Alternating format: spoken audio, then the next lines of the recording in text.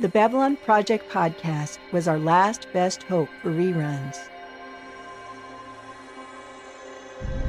It failed.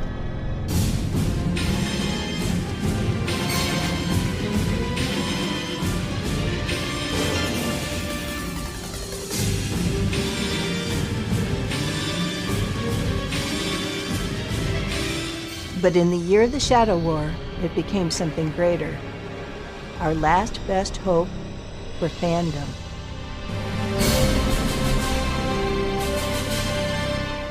The year is 2017. The place, the Babylon Project podcast.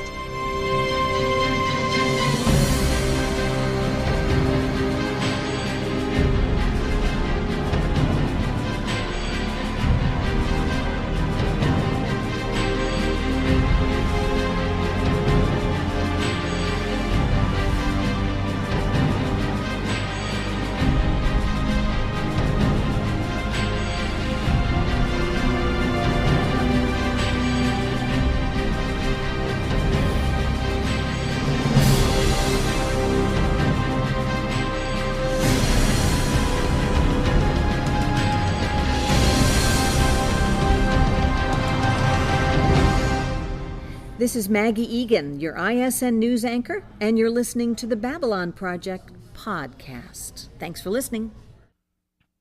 Hello there, Babylon 5 fans.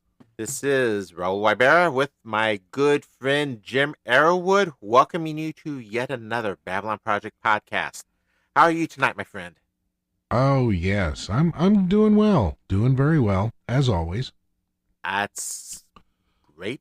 Kind of sums up my state too, actually. Been able to get some rest. Feeling good. I'm looking forward to recording this and the next two episodes. It's kind of a intense little trilogy. Yeah, actually, it really much is a trilogy right in the middle of the season.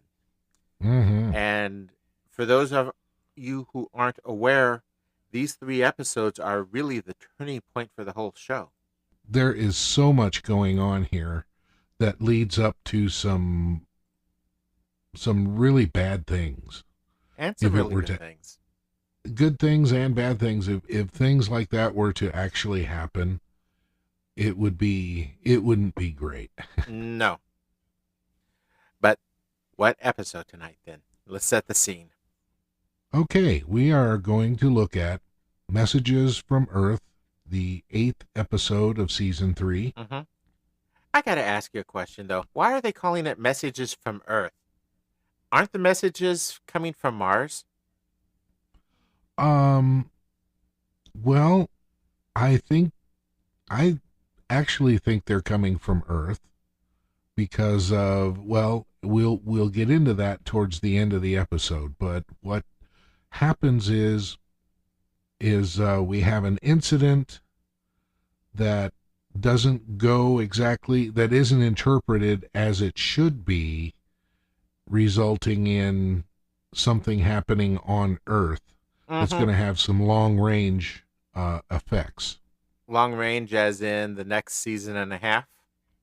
Yes, and and then we have a visit from a person on the station who's been dispatched by Earth with some rather brutal messages. That's true. Well, yeah, it'll take 2 episodes to resolve that. Right. Now that we've managed to confuse everyone, why don't we go ahead and give them some background so they can put that in context? All right, here we go. Archive. Access. Initiated. Garibaldi and the Rangers bring Dr. Mary Kirkish on the station. Sheridan and the other members of the War Council meet with Dr. Kirkish, who tells them about a shadow vessel that her and her team of archaeologists discovered buried on Mars. Garibaldi confirms her story when he explained also seeing the same shadow ship as Dr. Kirkish had. Kirkish further explains that there has been yet another shadow ship uncovered on Jupiter's largest moon, Ganymede. Sheridan decides that the shadow vessel cannot be allowed to fall into President Clark's hands and takes the White Star to destroy it. When they arrive at Jupiter, it is almost too late, and Sheridan opens fire on the Shadow, which chases the White Star into the atmosphere, where the extreme pressures of the planet's interior destroys the Shadow vessel. As Sheridan attempts to leave Jupiter's atmosphere, his former ship, the Agamemnon, arrives and orders the White Star to stand down. The White Star opens a jump point inside the atmosphere and escapes. The Nightwatch, which is gaining strength on the station, are a little suspicious about Sheridan's absence from Babylon 5. They ask Zack to question Garibaldi where Sheridan has been. Mike has lost trust in Zack as a result of being involved with the Nightwatch and refuses to tell him anything. Meanwhile, laws are being enacted that allow people to make anonymous tips and accusations to Nightwatch, and President Clark declares martial law on Earth. G'Kar sits in lockup, singing and writing. Garibaldi stops by for a visit and learns that G'Kar is writing about his experiences, and Garibaldi tells him that others in lockup are complaining about his singing. Well, there it is. There it is. It almost sounds calm compared to what we actually see when we watch the episode. Oh yes, this goes deep. It's easy to understand and easy to break down, Right. but there's a lot of little things going on in here that we'll probably get into as time goes on. Yep. Well, speaking of getting into, let's get into it, but let's go ahead and start it with our guest cast. Character files opened. Yes. First off, we have Nancy Stafford, who appears as Dr. Mary Kirkish. Mm-hmm. Not a whole lot of credits to her name. Actually, don't forget. At least not from our genre. She was a mainstay. She was a regular, I believe, on Matlock. I think that's her biggest claim to fame. Yes, most of her work is outside of our genre.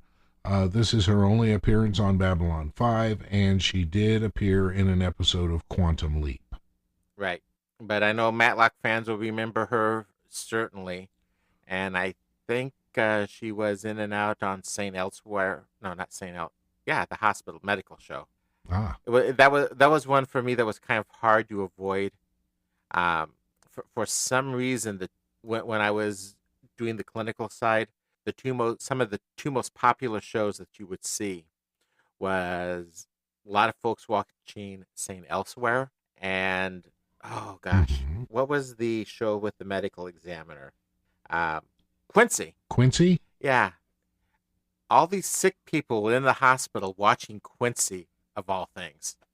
The irony, the irony just reeked as far as I was concerned. Actually, a lot of us kind of made jokes about it. Yeah, well, Jack Klugman, you can't deny Jack. Oh no, Klugman, he's great. The guy was just plain lovable. He is totally great. Mm-hmm. And who else do we have? Okay, Trekkies will be no stranger to this person, Vaughn Armstrong, as security guard number 1. He's never given a name. He's just security guard number 1. He appears and doesn't appear. He will also appear in the next episode, Point of No Return. I wonder why they didn't name him. I don't know. I don't suppose he really needed a name. He just needed the persona, which he filled perfectly. Actually, go ahead. I just had a thought. Actually, that might have, you may have just given the reason why he didn't have a name. Mm-hmm. Meaning it wasn't an accident. It's the persona. Yeah.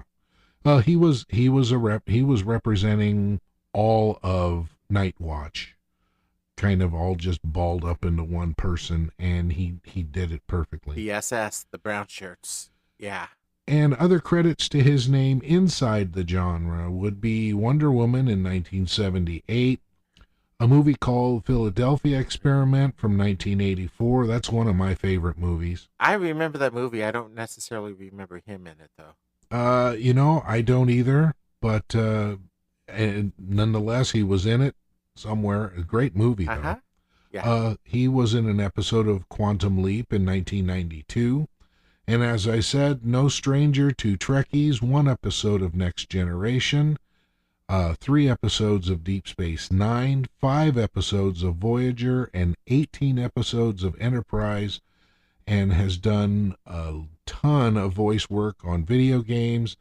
And anywhere there is a major Trek convention, Vaughn Armstrong is usually there. I remember him from Enterprise, and I will say in all honesty, except for the opening credit music, Enterprise was a lot better than people gave it credit.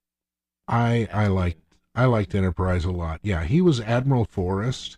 Mm-hmm. He did play a couple of other parts there too, but mostly he was Admiral Forrest, head of Starfleet for what that matters, and at that time. But it was very, very sad when he was killed.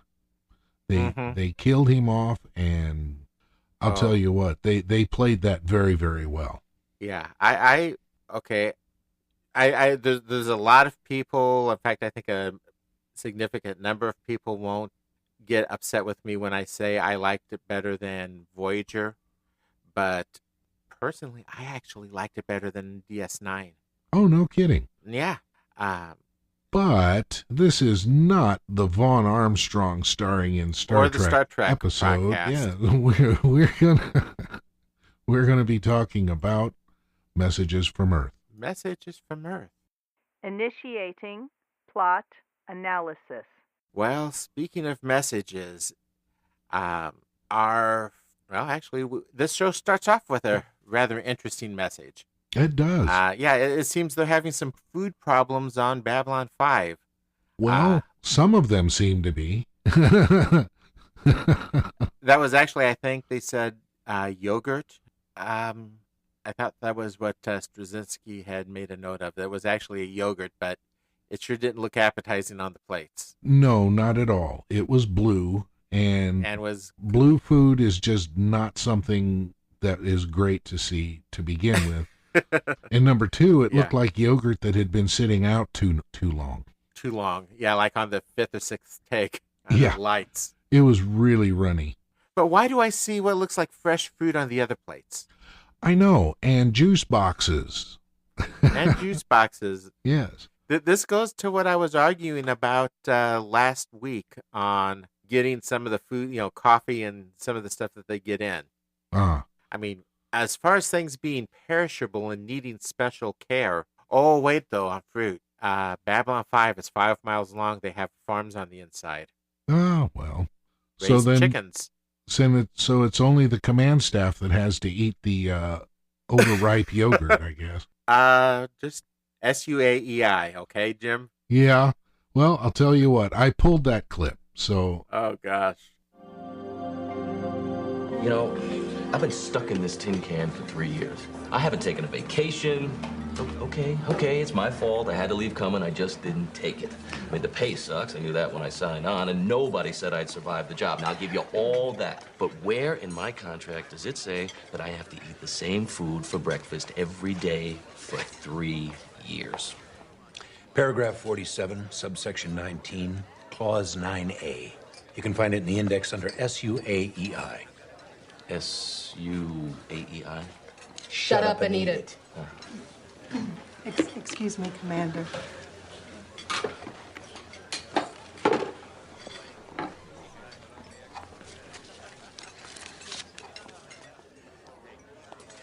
What? It's nothing. I smell bacon and eggs. Get out of here. Do you know how much it costs to bring eggs all the way out here before they spoil? I have tried for years. It can't... Bacon and eggs, definitely. Oh. It's from Marcus. It's nothing like that. I did him a favor. I helped get him an identicard so they could use some of the facilities on the station. And he asked what he could do for me in return, and I said, surprise me. I can get anchovies. I can get olive oil, anything that's prepackaged. I haven't seen a fresh chicken egg in 3 years. I mean, cooked or otherwise. And bacon? Forget it. Look, if you want it, it's yours. Oh, no, wouldn't dream of it. No. Go on. Eat. Yeah, don't mind us. We'll just sit right here. Yeah, and watch. I'm gonna kill him. After breakfast. If I can find him. Which, that little bit kind of belies what comes after in the rest of the episode, but it's, it's kind of bracketed the humor there. The beginning and the end, and what happens in the middle is not real humorous. No, but starts on a light note and wraps up on it. Mm-hmm. And they kind of bookend themselves. Yes. And Susan gets bacon and eggs, and the boys are just going to sit and watch her. Now, if you watch in the background, when she pulls off that cover, heads start turning her way. To show that, yes, the aroma of bacon and eggs is getting around. Yep. Okay, and she ends that bit with, I'm going to kill Marcus if I can find him, and my response to that is, get in line. Yeah, because right now he's got a lot of people wanting to do the same thing. Yes, he is getting attacked, but I'll tell you what, this guy... There's no stopping him. Still a one-man army. He is. Not only that, okay, but that last guy that he tackles in there, I'll tell you what, the Packers ought to sign this guy up. He'd be a perfect other side of the... Hey, Wayne, a hint for you. Use your connections. Yeah, he'd be great on the other side to go with Clay Matthews. I mean, he just blasted this guy. Did you also happen to notice, I think there was a little bit of a glitch, and I wonder if somebody actually didn't get hurt, because Marcus hit one guy and bent his pike. No, I did not notice that. With all the years I've rewatched it. I'll tell you what, you go back and look at that fight, and it's right towards the beginning of the fight. Marcus's pike, it would be the part to his right, is... bent enough to be noticed, and I think the guy he hit just before that, he must have hit him for real. So unless hope the pike was something really flimsy. It could be, but it wasn't that flimsy because it's bent. It's not. It held the bend. It's not creased. No. Oh, whoa! I will say this though. Why did Marcus send her on solo? If you've got a crowd following like that, I mean, he was lucky she wasn't killed. Well, and why did Marcus not have somebody else with him at the time? I mean, why was he doing this by himself? I don't know. Maybe she only trusted him because of his role as a ranger or what it was, told her to run, but, I don't know. I guess he thought that the only guys that he had to deal with were those. Yeah. It could be, but well, at least she's you can see from his relief she's still alive. Yes. And from there we cut to the opening credits. And were you paying attention to the stuff playing on the background? They're talking about investigations and stuff on Clark, but it was specifically the stuff that the Babylon 5 command staff has been digging out. Everything from the medical records to the shadow vessel, all to Clark not being there. So their little Sheridan's little conspiracy of light has been dropping the bombs. Well, of course, Clark is going to deny everything, and he blames it on an attempt to destabilize the government from within and without. Mm-hmm. So, yeah. There's an element of truth there. Well... Though I don't think it's exactly the government that they're trying to...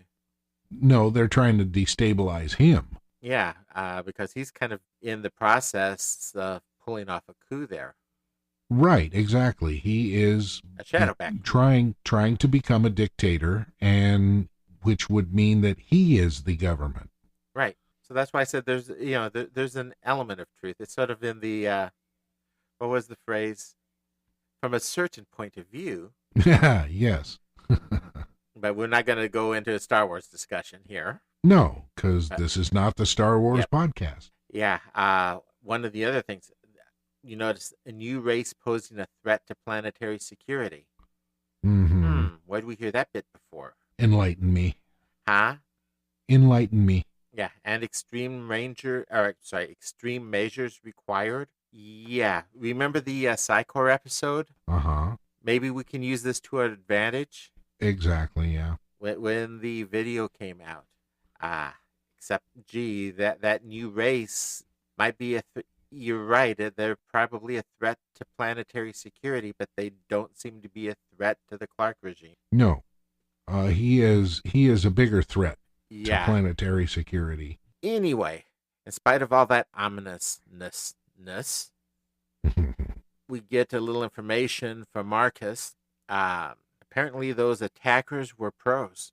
Marcus is talking to Franklin. Franklin asks him who it was that did the attack, and Marcus said they are professionals. Right. They didn't Now, look they like were- it.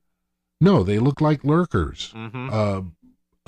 Upscale lurkers, but they were still, down in the shadows and everything. Well, it seems like they were trying to, they meaning Marcus and the person waiting for Garibaldi's package. They were trying to bring her in quiet and through the back ways. So You think maybe they were henchmen for interplanetary expeditions? we've seen them do some gray stuff before, or they could just be random. They could just be random pros. Maybe not on the full-time payroll, but I'd rather expect there to be a connection. Mm-hmm. I really like the next scene a whole lot. I really, really like it. It is. It's neat. Yeah, because you've got someone who sings worse than I do. Yeah. I don't know. I think that's debatable. But you know We'll what? find out next episode. Next episode, we're going to find out, but we're not going to have a singing contest. I do like the relationship that's kind of being built between Garibaldi and Jakar. It seems to be mutually respectful. Mm-hmm. I think Garibaldi is seeing some worth and is appreciating Jakar's transformation at this point. Well, Jakar has faced his demons, and to a large degree from, we talk about how these 3 episodes are a huge turning point for Jakar. His entire path is going to take a very different direction from where he had been. Yeah, it's incredibly different, as a matter of fact. And while he's sitting in jail, all of the demons that he's faced and the realizations, he is writing them down. He's writing a lot. Mm-hmm. Did you happen to notice the continuity glitch? Yes, but do you know where the real continuity glitch is? Well, it would be when Michael leaves, he goes to write with his right hand, and then they show a close-up of Jakar's hand, and it switches over to his left hand. Narn is written from right to left, not left to right. So when they show him writing backwards, what appears to be, that's actually the correct way it should have been done.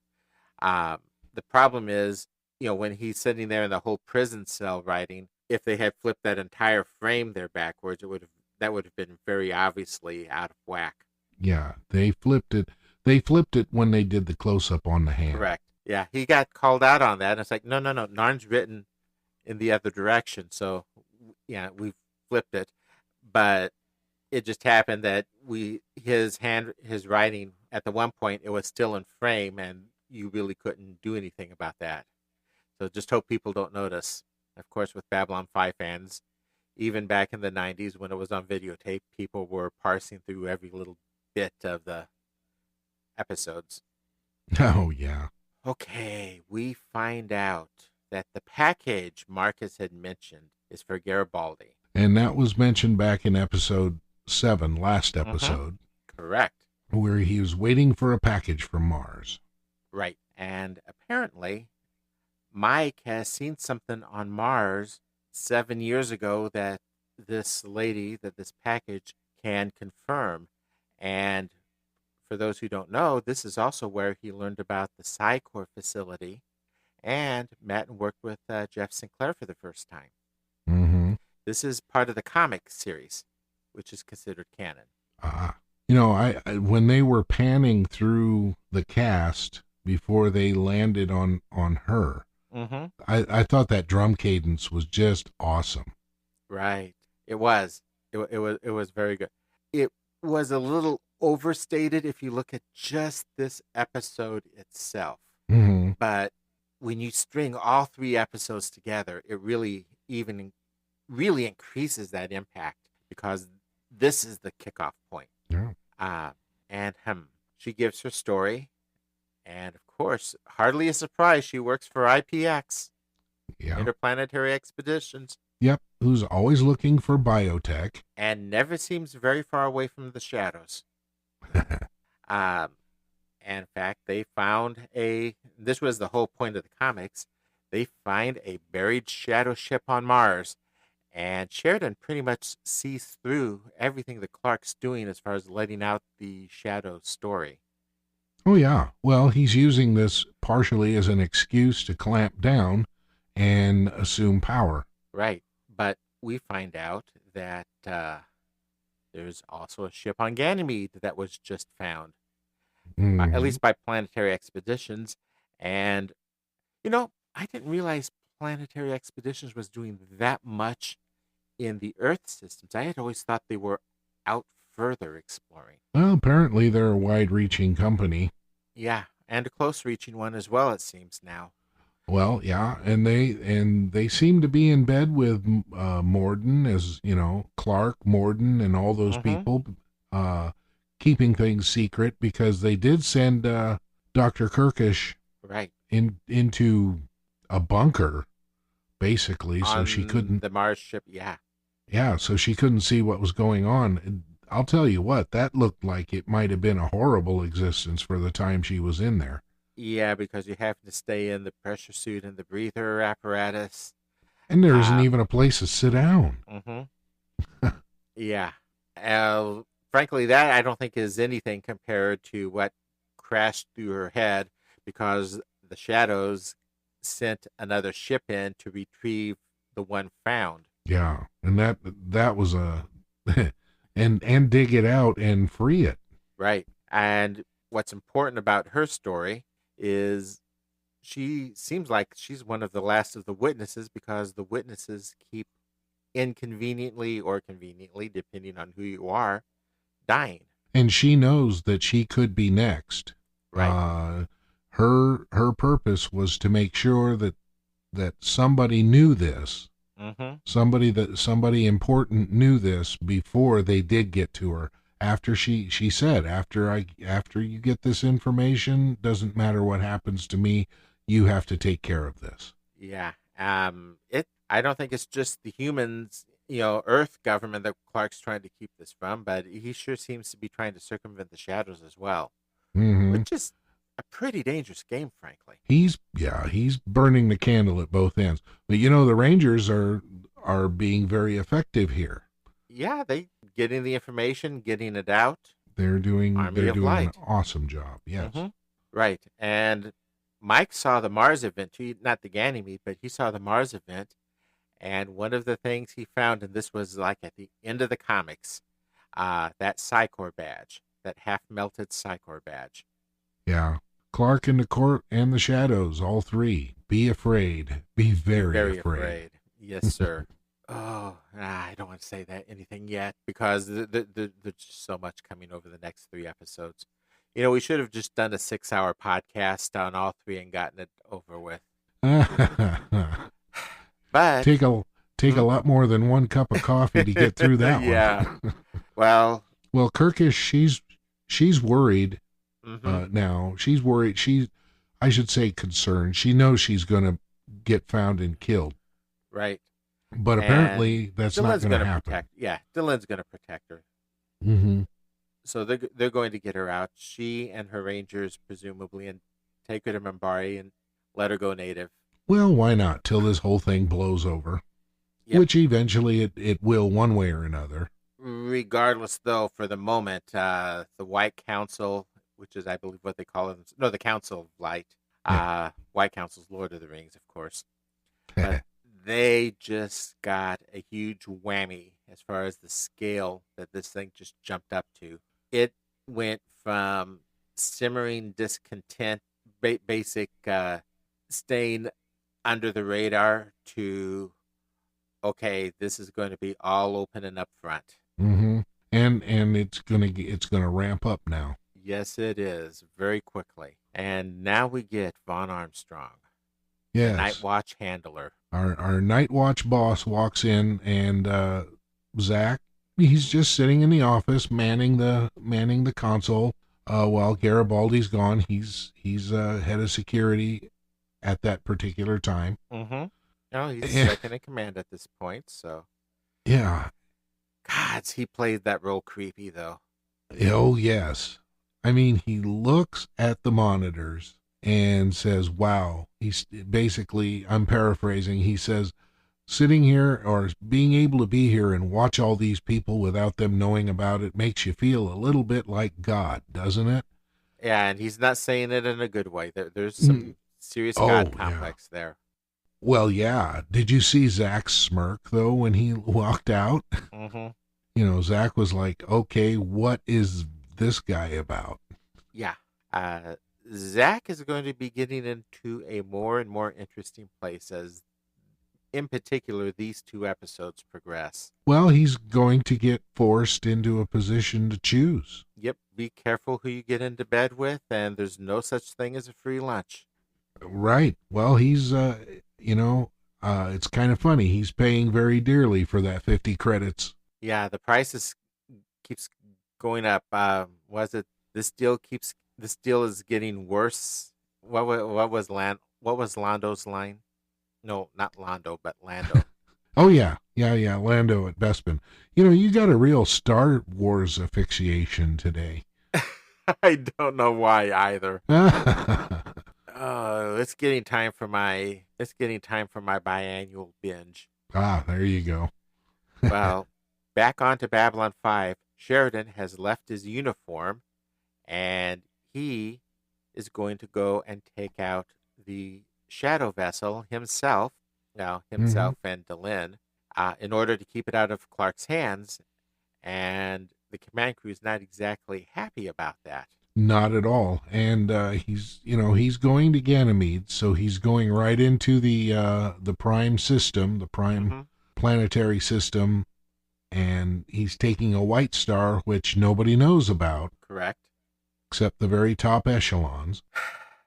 And the command crew is supposed to be covering his absence. Mm-hmm. That he leaves that to Michael and Susan. Whether things go right or goes wrong, they're supposed to cover his absence. Mm-hmm. Including if things really go wrong. I like the way he phrases that. Biomass for the wreckage. Yes, he'll be supposedly have taken out a fighter, which will be blown up, and will have the correct amount of whatever biomass included in the wreckage in order to make sure that it looked like he was killed. Mm-hmm. And then we go to the bridge of the. Okay, I'm sorry. I love the White Star. As far as I'm concerned, it's one of the best ships in space. We'll have to ask JP when we have him on next. But starship bridges, in some ways, are just so boring. At least when they're done accurately. I mean, it's basically just the communication nexus in a lot of ways. Yeah, pretty much. I'll tell you what. The one thing that I thought is the helm and navigator stations were way forward of the command chair. Yeah. Yeah. Though they kind of shift into a little bit better position when they go into combat. But now we got to remember that B5 was not a big budget thing, and they had to make do. And so it's still the coolest ship in space, in my opinion. I think they spent more money on guest stars and their people than they did on sets. Mm-hmm. But though I will admit, command and control on B5 C&C really that does feel functional. Oh yes. And I'd rather have that functional feel than just put in a lot of flashing lights just to make it seem Busy. futuristic. Yeah. Mm-hmm. Or, oh God, it drives me nuts. When some shows, some series, and a variety have done this, they just do weird things like lights on a glass floor or something like that, just to go for appearance and completely throw out any concept of function. Yeah. Well, just so you have some flashing lights in the back, one would hope that the talent would be where the attention of the audience is rather than the surroundings. But then, of course, then again, when you have that becomes something, a distraction to those surroundings become a distraction to the cast. They can be, especially when you have fans that have watched these shows as much as we have. Yeah. And now we're not talking about Babylon. We're not talking about Babylon 5 here, folks, because they've actually done a pretty good job of avoiding that in a way. Yeah. But, you notice, as you watch things, you notice little imperfections here and there, and it can't be helped. Right. That's where suspense of disbelief comes in. Has to come in. Well, speaking of things getting suspended, Nightwatch, due process in particular. Oh, let's just go all the way and say civil rights. Yeah. Apparently, Nightwatch is being granted a bit of an expansion of operations. Yeah. Under the excuse that the enemies of Earth have sold out to the, quote, aliens, unquote. Oh, yeah. And boy, can you say irony? Anybody, well, it extends to anybody, because if you listen to him, he's talking about going into people's emails. Everything, your life is going to be an open book. It doesn't matter who or what you are, A surveillance society. Yeah. And he is totally with the party line. It's becoming a dictatorship. And as far as the people in Nightwatch, that's a lot of station security in the room there. Mm-hmm. That, we've seen Nightwatch badges, armbands and stuff like that before. We've seen some Nightwatch meetings before, and it was usually a smattering of security. They've been busy recruiting. Yeah, we have not. We had quite a few in the meeting that was held a few episodes ago. Mm-hmm. But, they weren't all wearing armbands. But, hey, maybe there's a lot of people that need that 50 credits. I'm less worried about the ones that are wearing the armband as I am the ones who aren't. If you remember at the end of season 2, that one gal who was not wearing the armband that had been there, we've seen her on, and no, she's Nightwatch. But yeah, and we are looking for subversives, and subversives mean those that question Clark's policies. Mm-hmm. History repeats itself. Susan Ivanova made a comment in one of the episodes. Doesn't anyone read the Santiana anymore? Yeah, that's come up a couple of times. Yeah. Oh, I can tell you from all experience, no, they don't. But Sheridan, back to his side of the story, seems to be asleep at the helm. Yeah, he's sitting in his command chair, snoozing away. At least he's not snoring this time. But Lanier convinces him to get some sleep. And finally he goes off, and oh boy, do we ever get an insight into what the Minbari...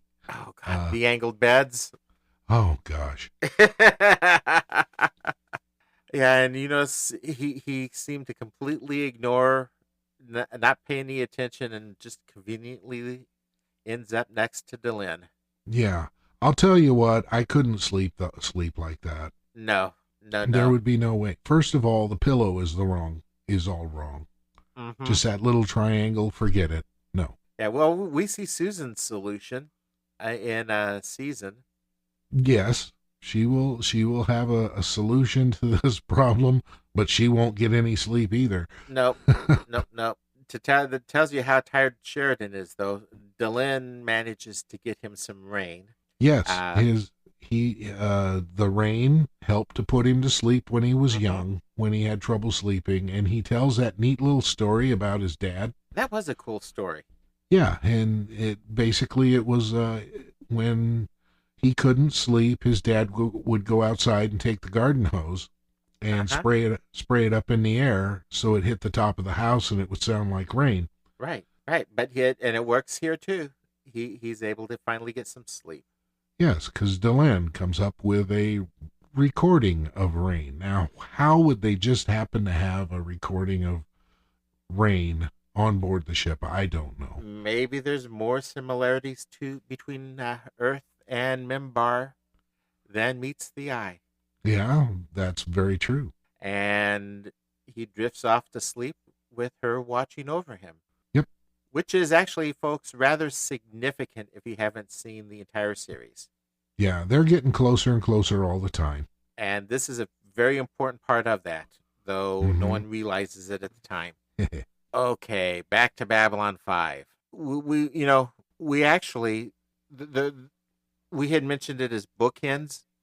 Yes. Where Susan and Marcus, there's actually a spot in the middle too. It's brief.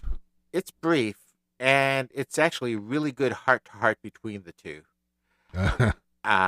Yeah, because Marcus goes in to give a report since Susan's covering for Sheridan. She'll get the reports instead, and she's just a little distracted. But that said, badgers? Ferrets? Yeah. Badgers? We don't need no stinking badgers. Let's let Marcus do it himself. I'm not even going to try. And according to one of our units on the border of Centauri space, they've continued massing their fleet. We don't know why. Maybe they expect a counterattack. It's hard to say. And they have much to be concerned about. There's always the threat of an attack by, say, a giant space dragon, the kind that eats the sun once every 30 days. It's a nuisance, but what can you expect from reptiles? Did I mention that my nose is on fire, and that I have 15 wild badgers living in my trousers? I'm sorry, would you prefer ferrets? What I'd prefer is for you to... To what? I don't know. I don't know how to relate to you, how you fit into anything here. I mean, where are you in the ranks? Above? Below? Left, right, in a box by the door? Doesn't matter. And that's not really the problem, is it? If anything happens to the captain, I'm holding you personally responsible. Because I sent him off on a suicide mission. Ever since you've come here, we've had nothing but trouble. You're a loose cannon. He went of his own free will. He didn't have to go. Yes, he did, and you knew he would the second he found out what was going on. I'd rather assumed he would send me. Funny that. But if you are right, and it was inevitable, why blame me? Because we shouldn't have to be doing this. Because he didn't have any business taking out that ship without me there to help him. Because we're going up against our own government. I don't know where the hell I fit in anymore, much less you. And damn it, because I don't have anybody else to blame. It's time. They should almost be there by now. Yeah, so we get to some of the source of Susan's relationship with him, Yeah. some of her anger. And I'll she tell you, she explains that she does not understand where he fits in the command structure, and he is not necessarily in Babylon 5's command structure. no, He is he's definitely not. He's a ranger. He answers to Delenn and Sheridan, or he answers to Sinclair. Well, Ranger 1. Ranger 1. We don't know who Ranger 1 is yet. Oh, yes, we do. We've talked about that. Oh, yeah, we do. You're right. Well, we have a pretty good guess. Yes, because we know that Sinclair was sent, and that's in the book, to dream in the city of sorrows. Sinclair was sent there as an ambassador and wound up becoming the head of the Rangers. Right. So. And one thing I'll note is it's not completely said, but it's real clear, at least in my opinion. Okay, I used to be a big fan of moonlighting, so okay, that probably biased, a little bit biased there, but she has more feelings for Marcus than she's willing to admit. I think She doesn't really know right now. Marcus is making advances. She gave him flowers. He misinterpreted why he got those flowers, and so, he thinks he's got the inside track, and she doesn't want anything to do with him beyond a professional relationship.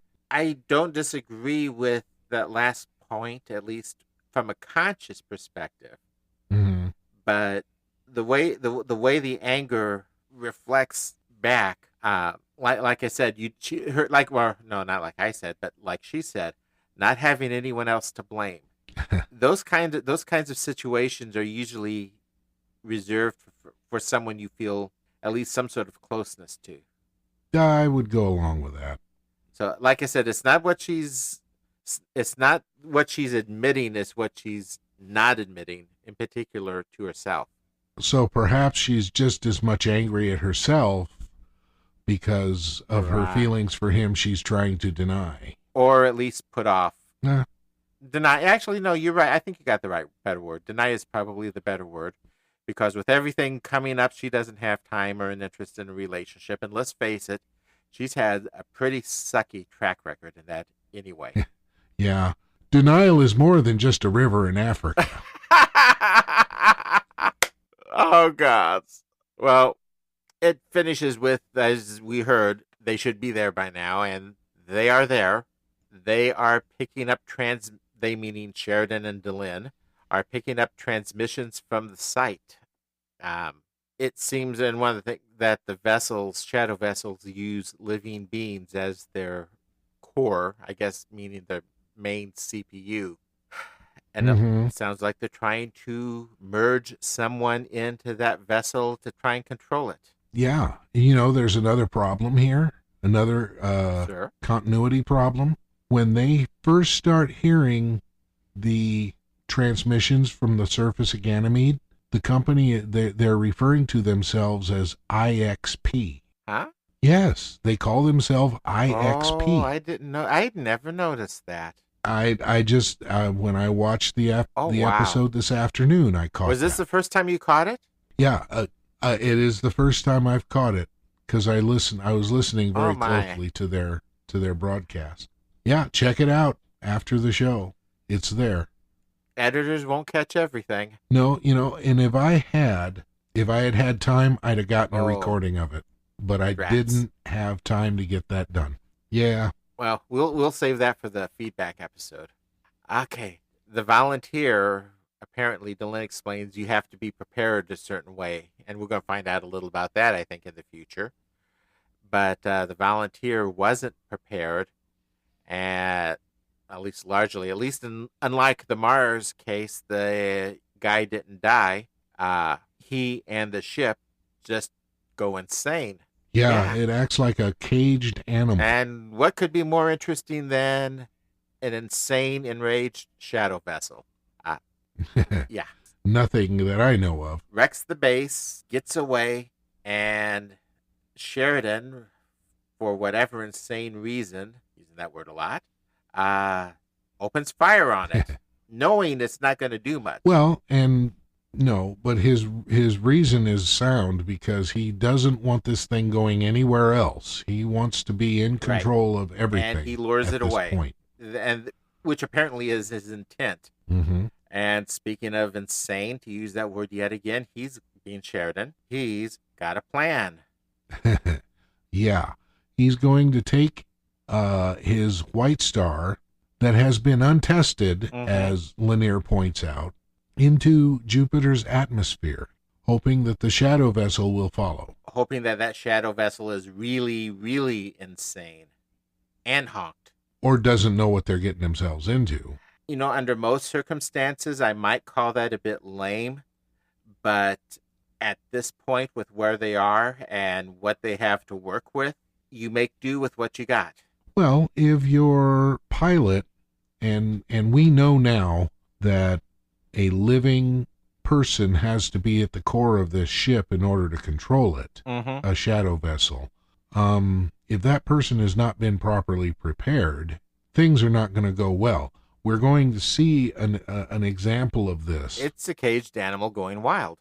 Yeah, in the not too distant future, we're going to see somebody in that situation on board the station itself. Right, right. And it works. They're able to barely get out. The shadow vessel isn't, and well, let's just say people don't. Jupiter is basically often considered a failed star. So you are talking absolutely incredible pressures, and anyone who knows about diving, it doesn't take a lot of depth to increase the pressure a huge amount. Yeah. So a little. No, I understand that Jupiter, a failed star. But it is it just doesn't have enough mass to ignite. Right. That's the theory, at least. For those for those in the field, who there's others who have clearly question it, but it's mostly hydrogen. It puts out more energy than it receives. So that's sort of the basis behind it. Incredible radiation problems. Yeah. But the shadow vessel, the spider crab as it's sometimes called, doesn't have enough control yet to pull out, overshoots, and more or less crumbles away. Yeah, it disintegrates. So mission accomplished. Success.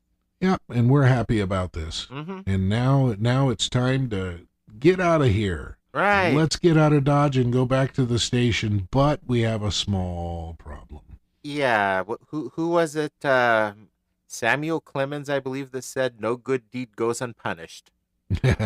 Exactly. Yeah. Damn, Sheridan's old ship.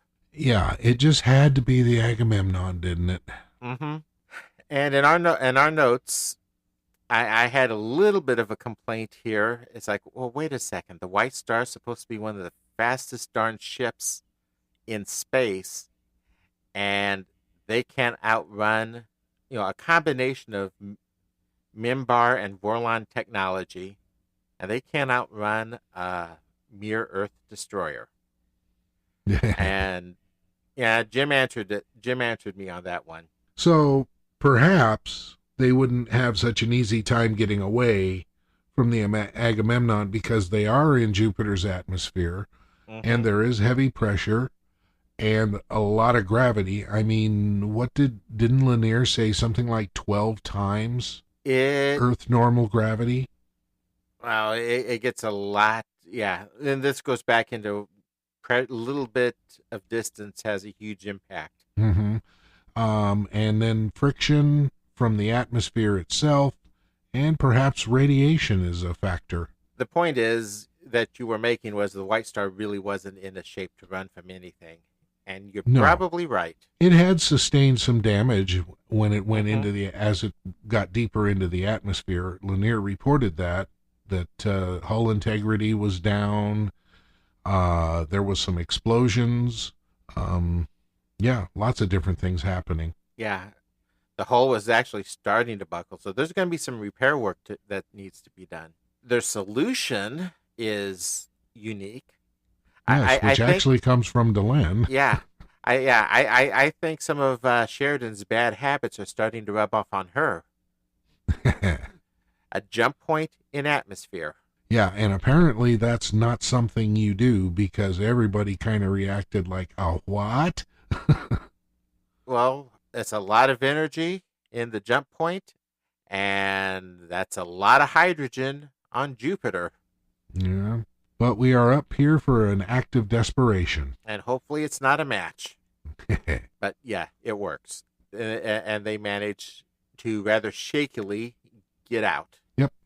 Yeah, and speaking of no good deed going unpunished, we get the ISN report after that. Yep. Wow. Pure lies about the events on Ganymede. And hey, yeah. Garibaldi uses the same line I just used a few minutes ago about no good deed. Right. Well, and now we're seeing the news helping Clark, maybe, and without intending to at this point, helping Clark plant the seeds of paranoia.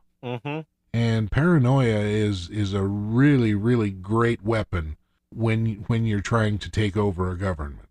Right. It's a key weapon.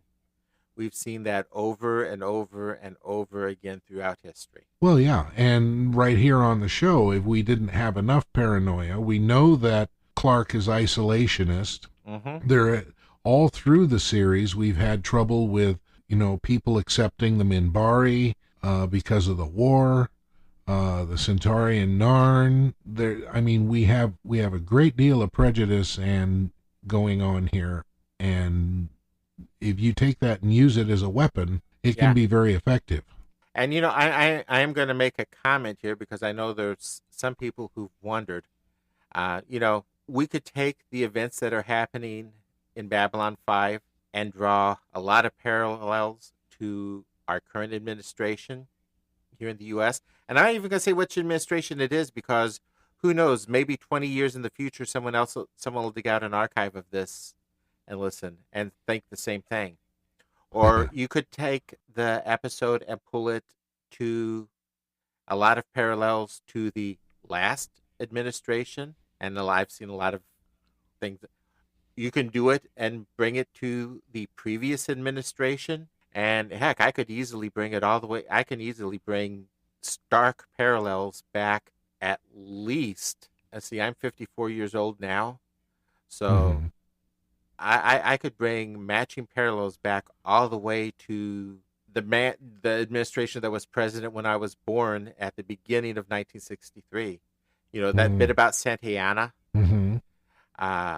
There's no need to bring it to any particular, to answer those people who've wondered, there's no need to bring it to any particular. Straczynski, as Jim has said a couple of times in the past, he's dealing with grand themes of history. Well, yeah, and we do know from experience and by reading history that those that don't learn it tend to repeat it. Mm-hmm. And even when you do learn it, history does still try to repeat itself. It's what we've learned from it to avoid it. Oh, yes. Well, power corrupts. Yeah, and absolute corruptly, just to finish that. Yes. And speaking about power and corrupting, poor Zack has got even more Nightwatch problems. Yes, and he's been told now straight out. He gets really upset and gets in the Nightwatch boss gets right in his face and says, "Look, these are my friends, and you want me to spy on them?" And they've checked his quarters and all this other stuff. Captain's under suspicion now. Yeah. And he wants Zack to spy on Garibaldi. And he said, Garibaldi brought Zack in, trained him, made him the officer he is, has tolerated his time on Nightwatch, and Zack knows this. And his loyalty is to Garibaldi, and basically he gets the ultimatum. Well, it's either your friends or your job. Yeah. Well, it's not even so much as your job, it's your friends or your country or your, Uh-huh. Yeah, the guy is a real zealot. Mm-hmm. And Zack is not going to do what this person wants. Mm-hmm. Yeah, I don't think the guy. I don't think They, like I said, they never give him a name, but and I think this is getting to one of the reasons why he doesn't have a name. He's not there, I believe, just for the power or just what's in it for him. The way he acts in private when it's just him and Zack, he's one of the ones that's the true believer. Oh, yes, he believes this stuff. He truly believes, and that is the most dangerous enemy of all. He's bought in hook, line, and sinker. Mm-hmm. And when the scene is over, and just before it switches back to Susan and Marcus, Zack looks at that armband. Yeah. And grabs at it, actually. And I thought, is that armband getting a little tight now there, Zack? The answer for that, I think that's exactly what's going through his mind right there. Is that 50 credits now worth it? Uh-huh. Well, we're going to find out tomorrow. So, tomorrow meaning the next episode. The next episode. Right. Okay, we end at least on a lighter note, almost. Yes. Marcus has created an organizational chart to answer Susan's questions. Let's just go straight to it. Come. I thought you might want to see this. As I recall, you were somewhat concerned about where I fit in the great organizational scheme of things. So I went to the effort of preparing this chart. Now then, here's you, right here, at the heart of everything, and why not? And here's me. This is the captain, here's Franklin, here's my mum and dad. They don't actually have anything to do with it, but it's a very good picture of them, don't you think?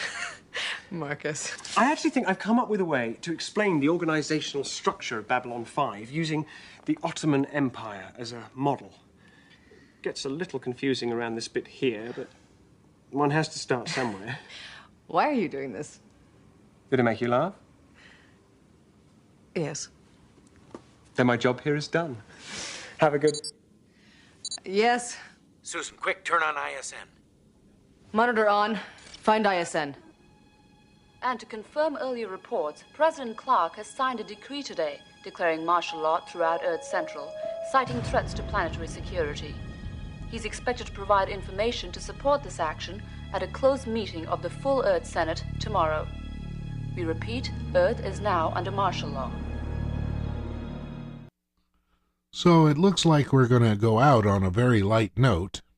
You know, Marcus... No, not with Joe Straczynski writing it. Marcus explaining his organizational chart and telling Susan exactly where he fits into the scheme of things. Mm-hmm.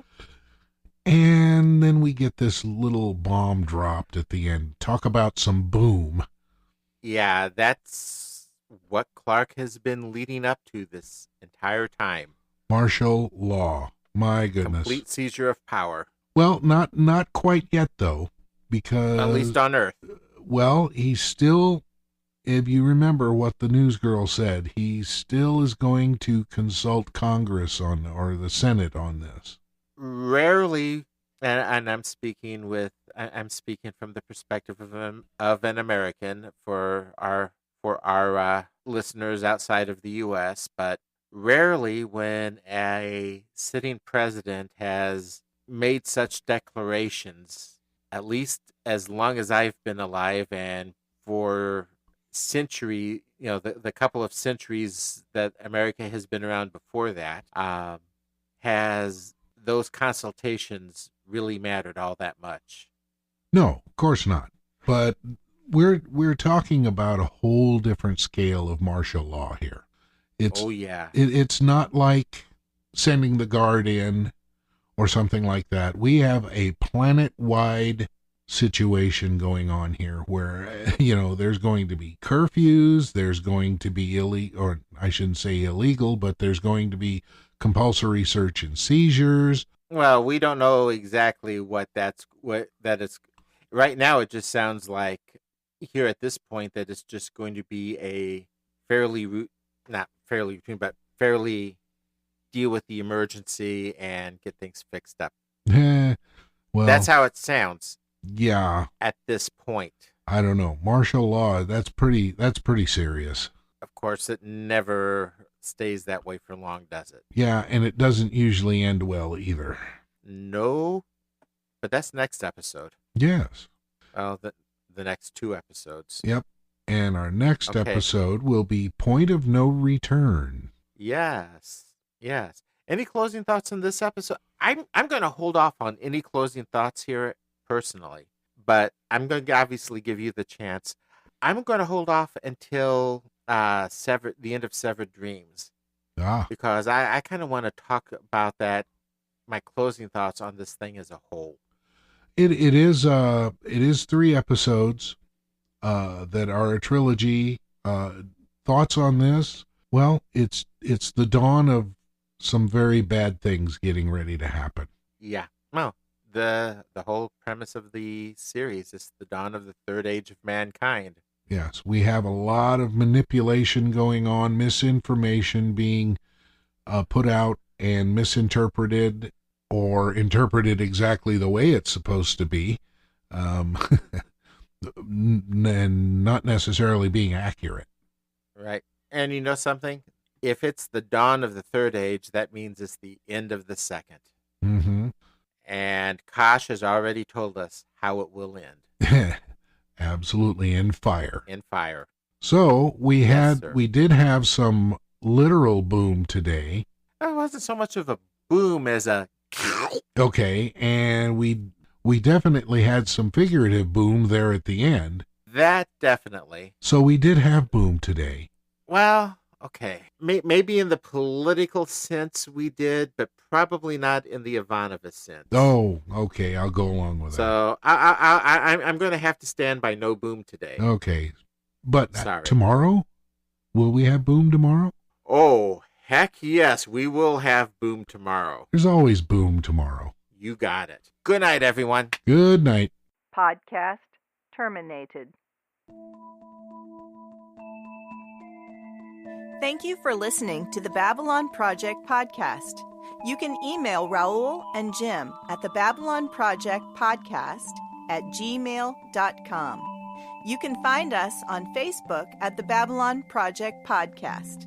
On the internet, we are at babylonprojectpodcast.wordpress.com. To subscribe to the podcast, you can find us on iTunes, or you can subscribe to the RSS feed on the webpage.